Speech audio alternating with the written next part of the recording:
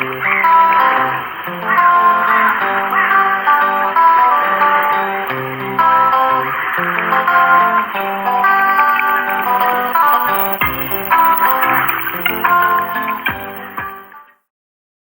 click on the thumbs up button and the subscribe button if you enjoyed my upload. Bye for now.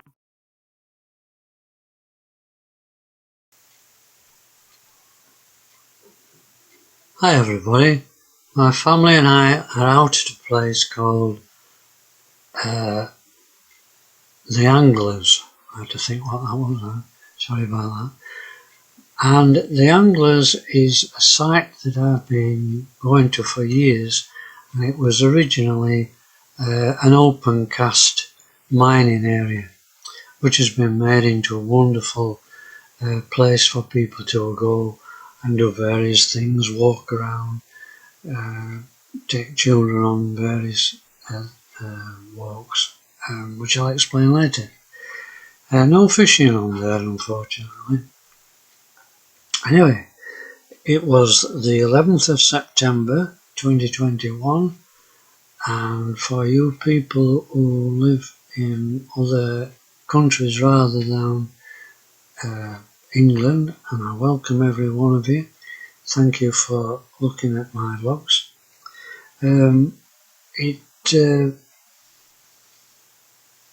It's one of those situations where England can get 4 seasons in one day.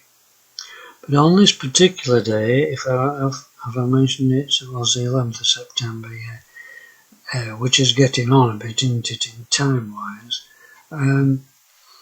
We're very lucky if we get any nice weather at this time of year.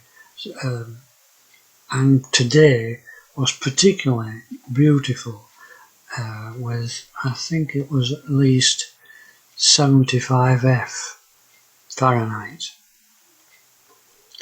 And so we had a walk around, and when we first got there, we saw this beautiful gateway that's been put across. On the left you can see a heron, bulrush, and then in the middle compartment of the gate, on the left more bulrush, there's a butterfly, I think the next one is a kingfisher, you can see ducks on the bottom, a swan, and more bulrush and a butterfly. I'm not sure about the kingfisher, but there's certainly a bird on the left and a bird on the right, and also more things to see on the open gate. Now of course gates prevent people from going through, and that's what they're there for, but on this occasion I'm very pleased that somebody had taken the initiative and put a gate up that represents nature. The car park used to be free when I used to come up every week, and I've come to this site before it was developed, probably since 1978, 77, something like that.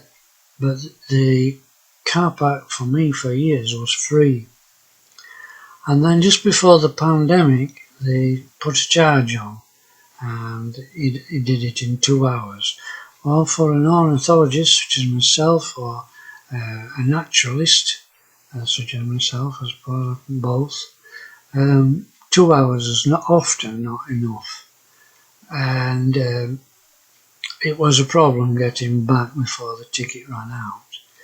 4 hours was a bit expensive, but if it was a rainy day, you'd probably be back to the car in 2 hours anyway.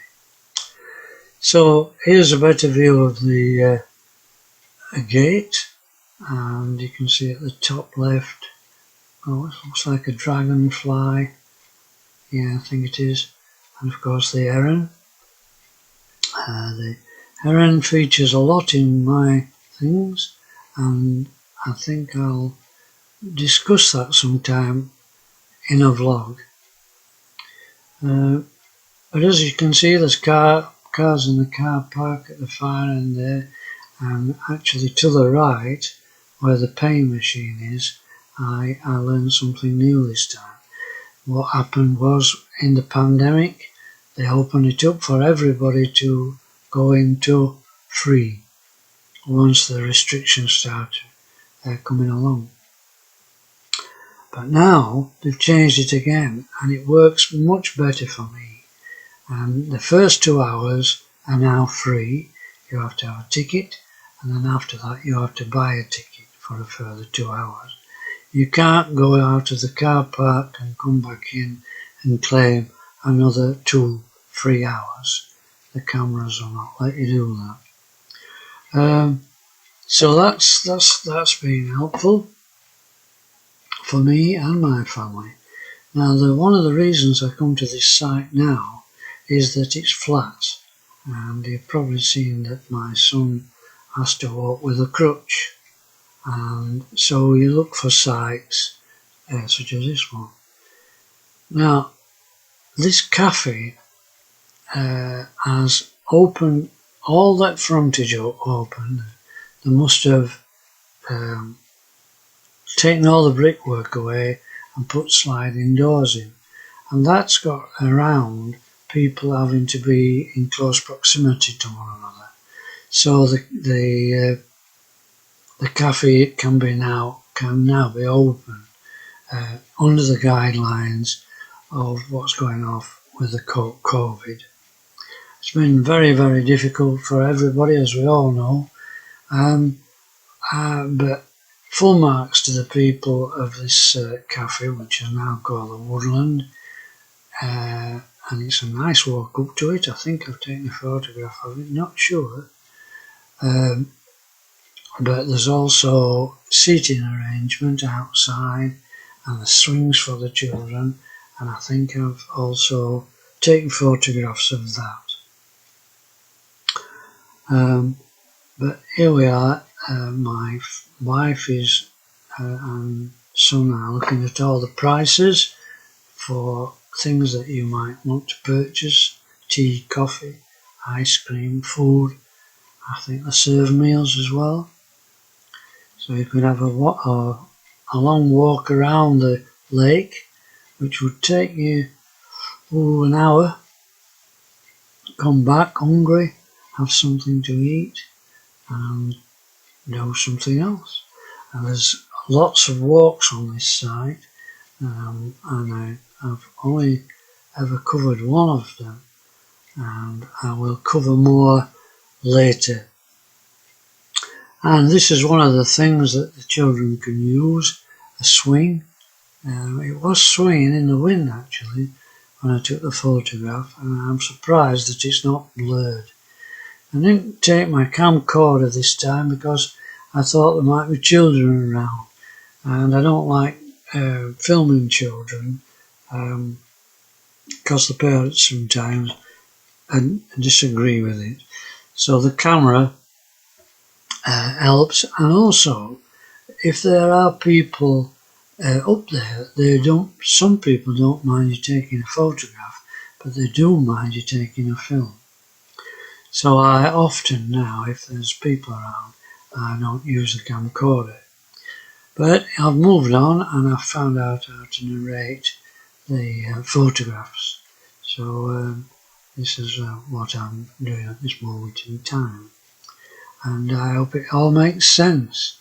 I've still a lot to learn to get the sound right. I've got to make up some of my own sound graphs, and I've got about 5 so far, and I don't think I've got one that I'm suited. This walk is around the back of the site, and it leads to the cafeteria I've shown earlier. I've probably shown you that in the wrong order, but it doesn't really matter because you can see that all this footpath is bone dry, the grass is bone dry, and it's gone brown instead of being green. And you can also see that the foliage, the trees at either side have been cut back.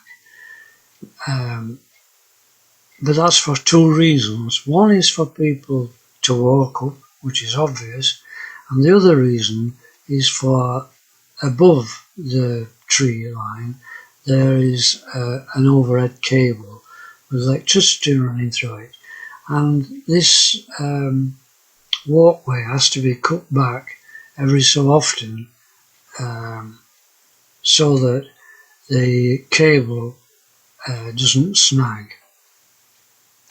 And of course, people who use this particular site, like ourselves, we actually used it because it was so hot, and this afforded us some shade. And actually, while we were walking around, and we were surprised to see so many people, a lot more people were looking for shade.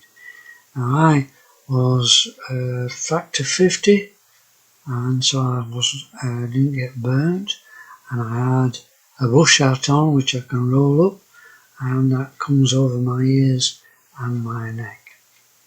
At the top of that walk this is the view in front of us. Now you can see that this grassland has not been cut. It's usually cut at this time of year, but I think we're about 3 weeks behind, and on this particular area butterflies were still going up and down it. Now you can see the lake in front. It's like a mill pond, as flat, no wind at all. But we did have, for you people who are interested in bird watching, we did have swifts and house martins on the 11th of September, which I've mentioned.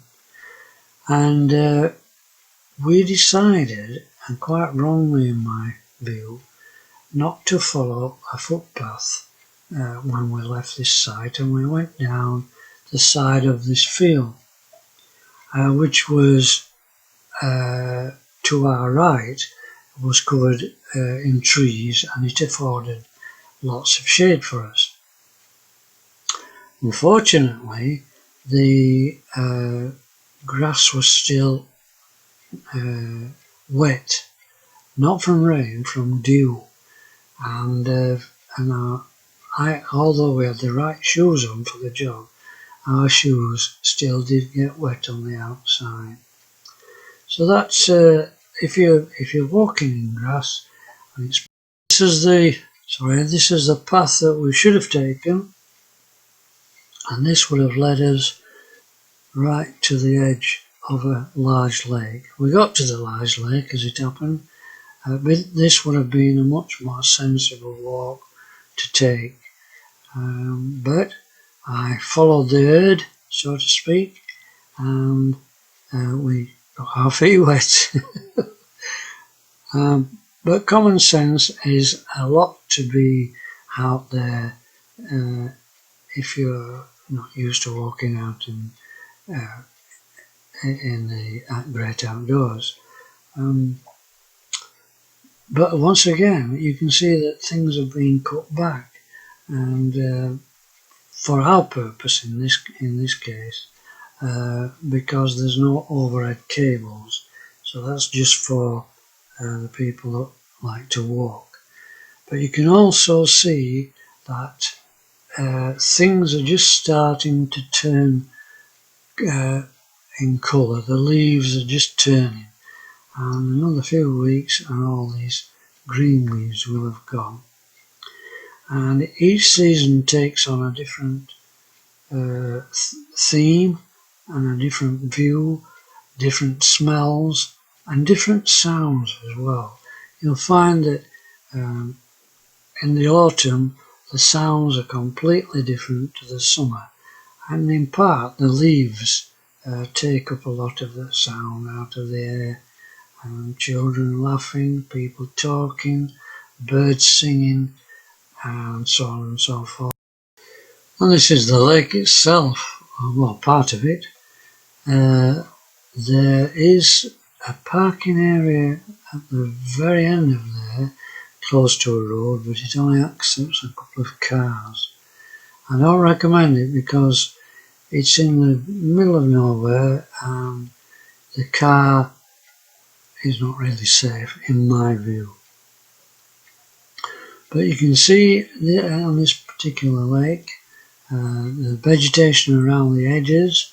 You've got Phragmites on the left there, you've got bulrush on there as well, and these are good areas for roosting swallows, not swifts, because swifts, I should mention that swifts have got very long wings and very short legs, and so they don't come to the ground often, just find it difficult to get off the ground again.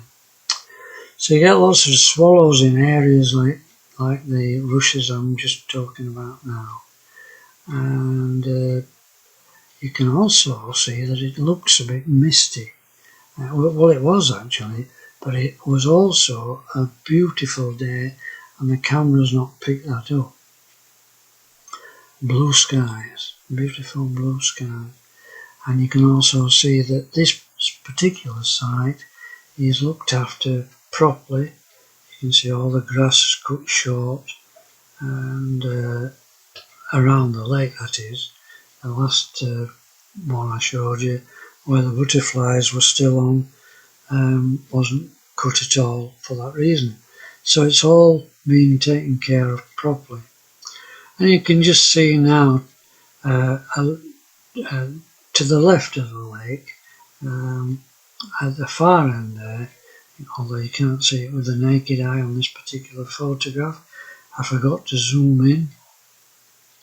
Well, actually I didn't forget to zoom in. What happened was I carry about 5 packs of charged batteries, and these particular batteries I've had about 5 years, and I've just suddenly found out that they're no longer holding the charge.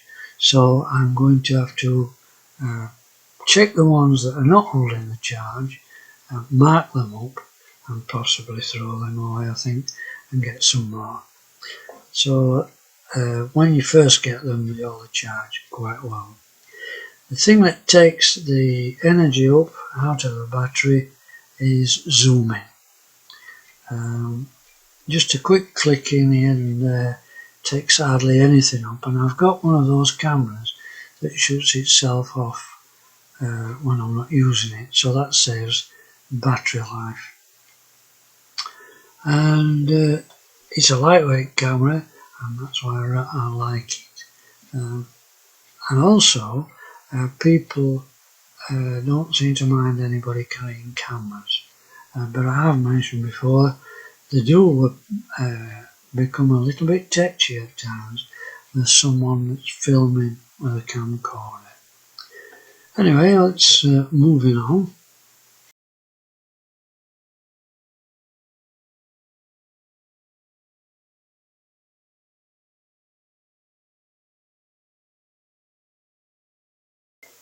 Anyway, I was lucky enough to carry about 5 packs of batteries, and here you can see the same shot actually, but I've zoomed in. You can see that there's gulls on there, and of course a swan, and in the far area I think there's some kind of a stile for people to walk over, and there's certainly a footpath there, and you can see more Phragmites to the left and bulrushes to the right.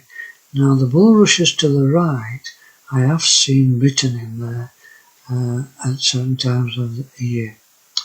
I've also, when bitterns were not bred, they are bred now, down at Old Moors, as it's called, which is a site I'll do a vlog on at some time. They have created a breeding site now for bittern, and bitterns are moving in the area as they expand in numbers. But on this particular site, over the road from there, in fact, called Winterset, I got up one morning and I was on site in the dark, and I waited for dawn coming, and I stood there ages on my own. And just before dawn, I was surrounded by people, and they made that much noise, and though they didn't try to make a lot of noise, but they kept moving about on their feet because it was so cold, Christmas-ish time, that I didn't see the bittern. But now you can go down to Ormuz and see it on a regular basis. And the same shop, more or less, and we have tufted duck in the foreground, some more tufted duck in the background, and a gull, of course. But this just really shows you how the focus works on this particular camera. Now, I should say that I do not, I prefer camcorder because camcorder is never out of focus. Digital isn't bad, it keeps focus quite well, but when you start zooming in on this particular camera, you start losing pixels, and you can see that the quality of the picture is not as good as it should be, and I apologise for that.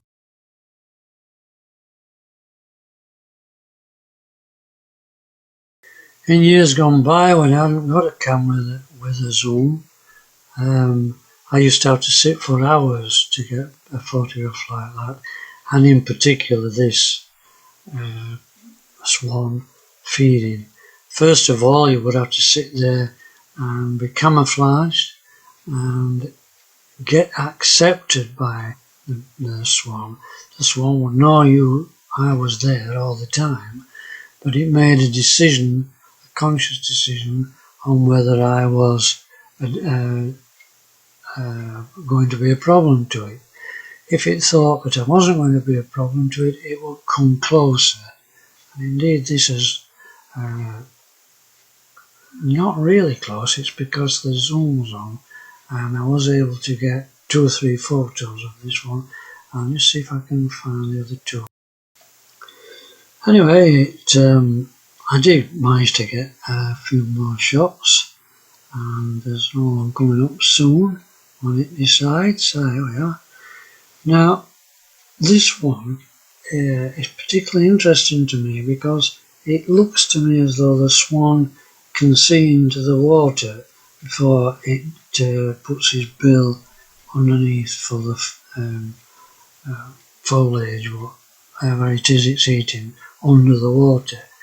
And of course the other thing to look at is if the water is going to be unclear, it's not going to be able to see under the water very well, so you can see that it does its actions are deliberate so that it doesn't stir up the mud as it goes along. Having said that, on this occasion I think the swan must have been disturbed by something else, because it quickly lifted its head out of the water, and I'm assuming that it can hear vibrations of some kind, and it came to the surface without any food on this particular instance. But as I said earlier, there was a lot of people about, and there was a lot of dog walkers about. Most of them had their dogs on the lead. But I mentioned there was things for children to do. I mentioned the wooden stools, toadstools, and there's things like this all around the site. Down cried the witch, "Well done, you found the witch's hat, but who found it in the story? Move along the trail to find out. Can you make the noises of the animals?" Well, the story must be in a book of some description, because I didn't see it. And I'm wondering actually if it's one of those that you get from reception where you can listen on headphones with mum and dad or on your own. But it certainly keeps the children occupied, and they have great fun. You can see at the top of the picture there's a witch's hat, and that is the theme going around this site. Of course there are other things to see, and here you can see frocks. Now I'm not sure why it's on a letter Y. I'll probably find out if I had the book. And also there's some paw marks, and I think in all probability that would be in the book too, to tell us what animals these are supposed to be. I suppose they're going to be badgers. They are badgers in this area, this locality, not on this site but in this locality, and lots of work's been done on this site actually with a friend of mine to try and get animals back to this site, because when it was first when the coal was first taken out of here, it looked like a bomb had dropped, and I personally never thought that the area could look nice again. And the landscape was done in such a wonderful way, it's now turned into a beautiful site for anybody. And also I forgot to mention that people that are unable to walk around this lake can also hire electric buggies to sit on.